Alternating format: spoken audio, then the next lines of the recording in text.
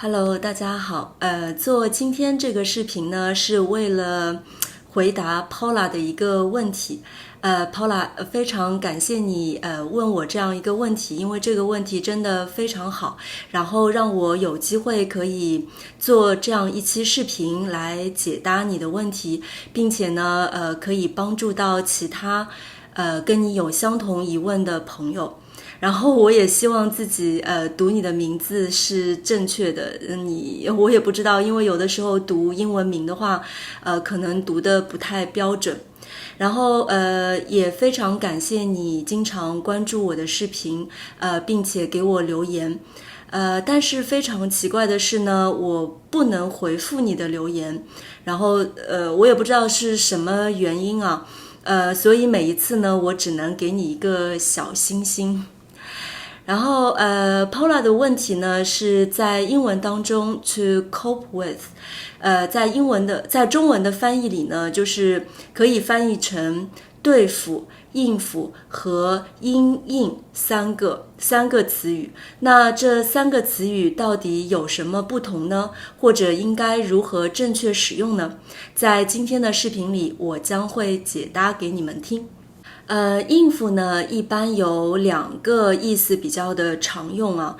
第一个呢，就是采取一些办法，去对付某些人或者是某些事情。那举个例子吧，就是如果你们公司有一个客人，有一个客户，要求非常非常的多，然后经常对你们提供的产品呢不满意，要求修改这个修改那个，在这个情况下呢，你就可以说这个客人非常的难应付。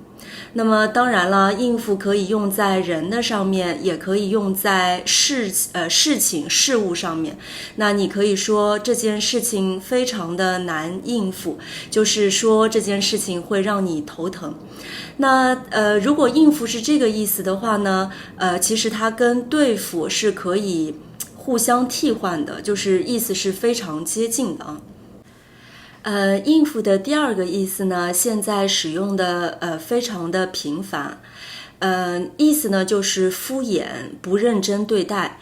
那比如说你们公司有一个小客户，他的订单数量非常非常的小，就是你们公司如果就是对你们公司来说没有非常大的收益嘛，那在这种情况下呢，你可能就可以说。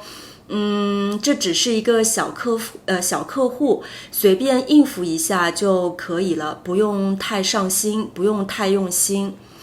当然了，客户呢，不管他是大客户还是小客户，毕竟都是客户嘛。所以呢，你们在工作的时候，千万不要随便的应付。不是有句话这样说吗？顾客就是上帝。对付在中文里呢，其实有好几个意思。那今天呢，我就介绍两个特别常用的，给到大家。那第一个意思呢，其实就是应付的第一个意思。它其实就是跟应付呢是可以替换使用的。这个客人很难对付，这件事不难对付，非常的容易。就是这样使用的。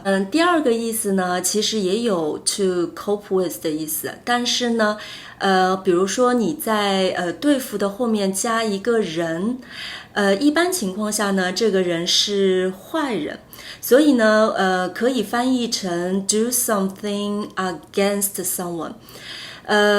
我们一起来看几个例子吧，这样你就是方便你们理解。第一个例子。比如说，在中国呢，住在1楼、2楼、3楼的人呢，经常会装防盗窗。装防盗窗的目的呢，就是为了对付小偷的。在这里呢，小偷是坏人。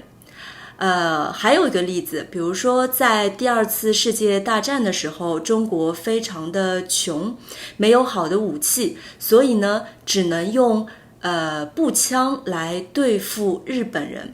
那在这句句子里面，日本人对于我们来说就是敌人，是坏人。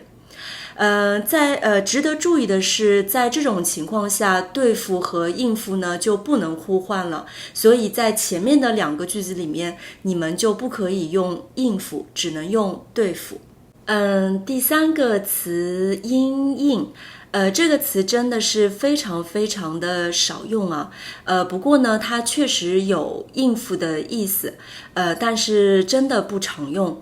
然后呢，可能你在中国的报纸或者是电视新闻里面可能会听见，我们要因应市场的需求，及时做出调整之类的这样的话。那在这里呢，因应的意思呢，其实是顺应。顺从的意思，但是一样的，在口语里面其实真的是非常的罕见。好了，今天的3个词语呢，就跟大家解释到这儿，希望对你们有帮助。那如果你们还有其他疑问的话呢，欢迎给我留言，然后我会一一解答。非常感谢你的收看，我们下次再见。